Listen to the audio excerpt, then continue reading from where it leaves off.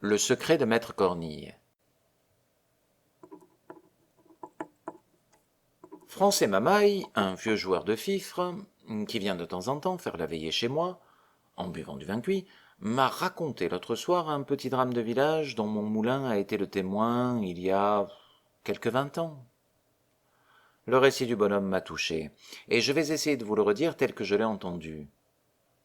Imaginez-vous pour un moment, assis devant un pot de vin tout parfumé, et que c'est un vieux joueur de fifre qui vous parle. Notre pays, mon bon monsieur, n'a pas toujours été un endroit mort et sans refrain comme il est aujourd'hui, hein. Autre-temps, il s'y faisait un grand commerce de meunerie. Et 10 lieues à la ronde, les gens des masses nous apportaient leur blé à moudre. Tout autour du village, les collines étaient couvertes de moulins à vent. À droite et de gauche, on ne voyait que des ailes qui viraient au Mistral par-dessus les pins. Des ribambelles de petits ânes chargés de sacs, montant et dévalant le long des chemins. Et toute la semaine, c'était plaisir d'entendre sur la hauteur le bruit des fouets, le craquement de la toile et le diahu des aides-meuniers. Le dimanche, nous allions au moulin par bande. Là-haut, les meuniers payaient le muscat. Les meunières étaient belles comme des reines, avec leurs fichus de dentelle et leurs croix d'or. Moi, j'apportais mon fifre, et jusqu'à la noire nuit, on dansait des farandoles. Ces moulins-là, voyez-vous, ils faisaient la joie et la richesse de notre pays. Et malheureusement, les Français de Paris eurent l'idée d'établir une minoterie à vapeur. Sur la route de Tarascon. Tout beau, tout nouveau. Les gens prirent l'habitude d'envoyer leur blé aux minotiers, et les pauvres moulins à vent, ils restèrent sans ouvrage. Pendant quelque temps, ils essayèrent de lutter, mais la vapeur fut la plus forte.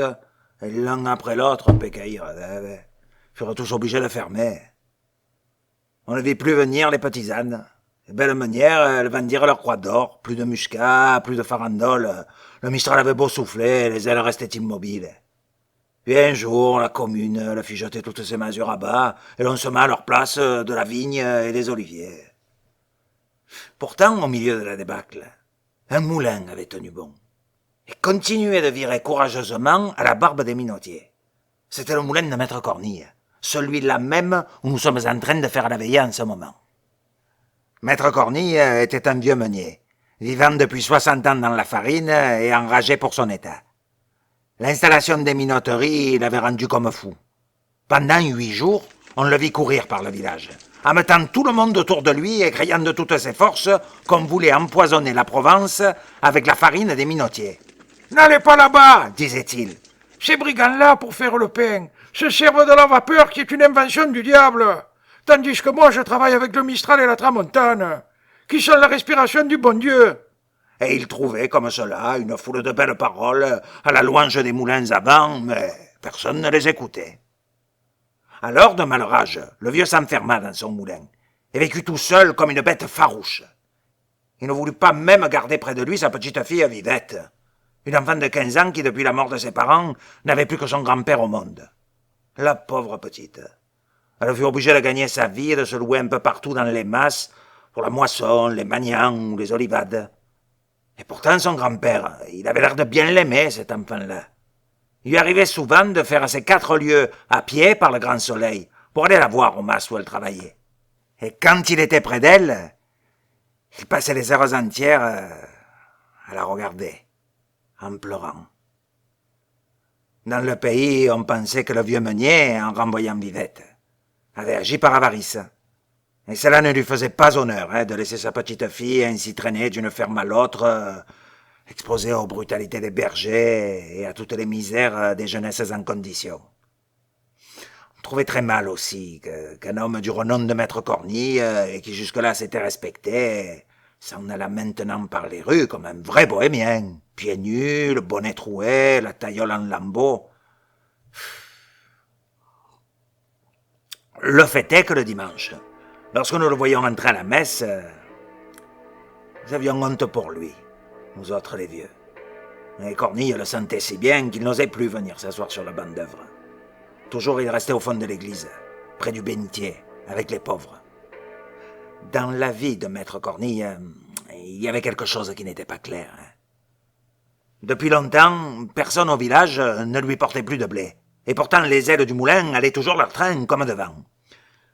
Le soir, on rencontrait par les chemins le vieux meunier poussant devant lui son âne chargé de gros sacs de farine. « Bonne vêpre, maître Cornille !» lui criaient les paysans. « Ça va donc toujours, la meunerie ?»« Toujours, mes enfants !» répondait le vieux d'un air gaillard. « Dieu merci, ce n'est pas l'ouvrage qui nous manque, hein ?» Alors, si on lui demandait d'où diable pouvait venir tant d'ouvrage, il se mettait un doigt sur les lèvres et répondait gravement « Motus, je travaille pour l'exportation. » Jamais on n'en put tirer davantage.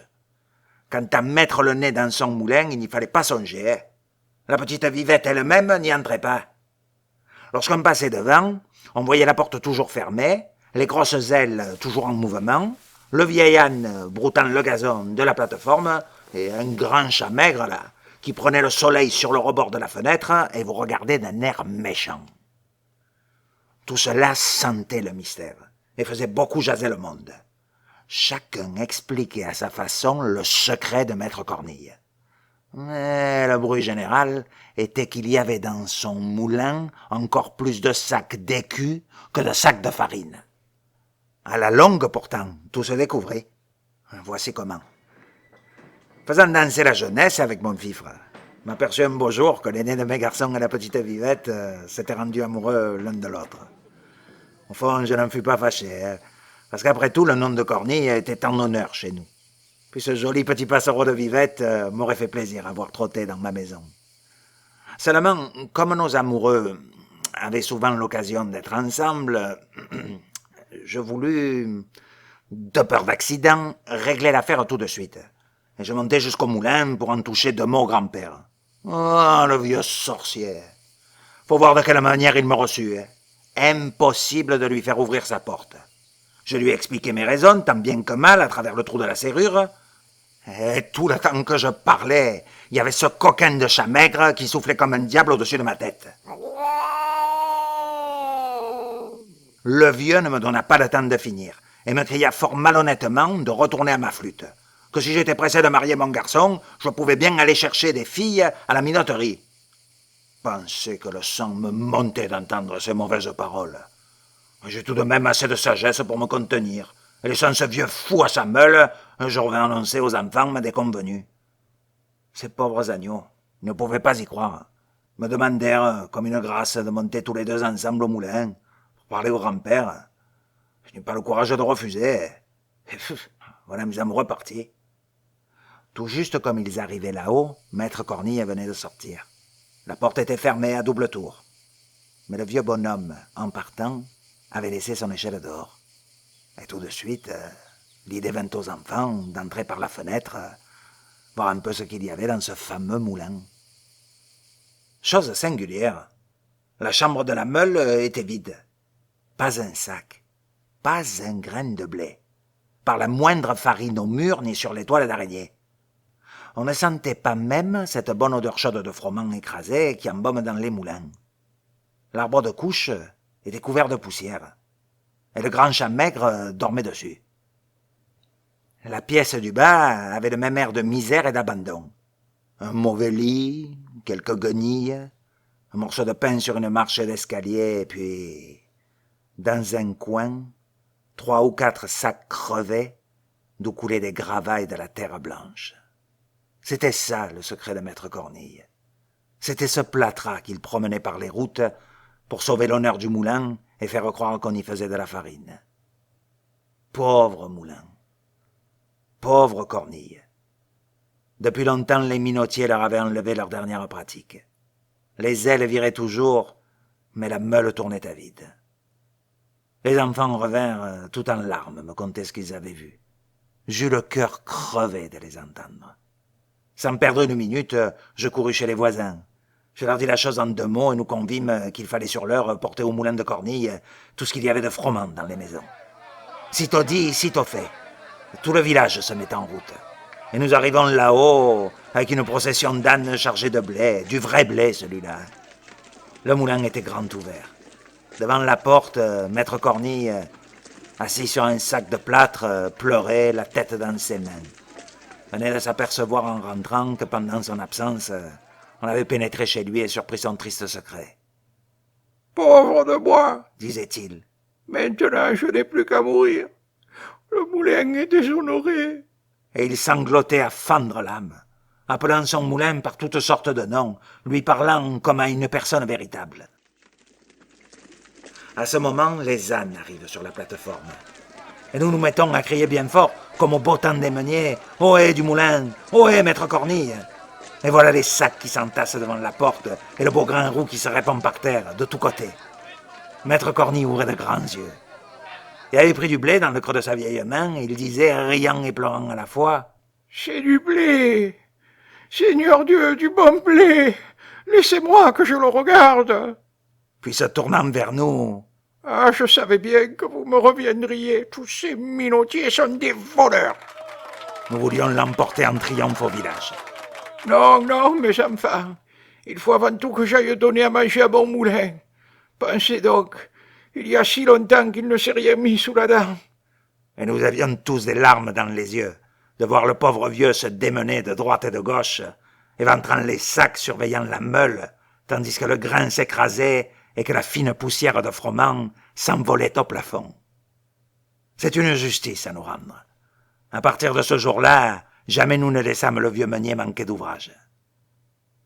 Puis, un matin, maître Cornille mourut, et les ailes de notre dernier moulin cessèrent de virer.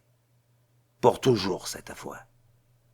Cornille mort, personne ne prit sa suite. Que voulez-vous, monsieur? Tout a une fin en ce monde, et il faut croire que le temps des moulins à vent était passé, comme celui des coches sur le Rhône, des parlements et des jaquettes à grandes fleurs.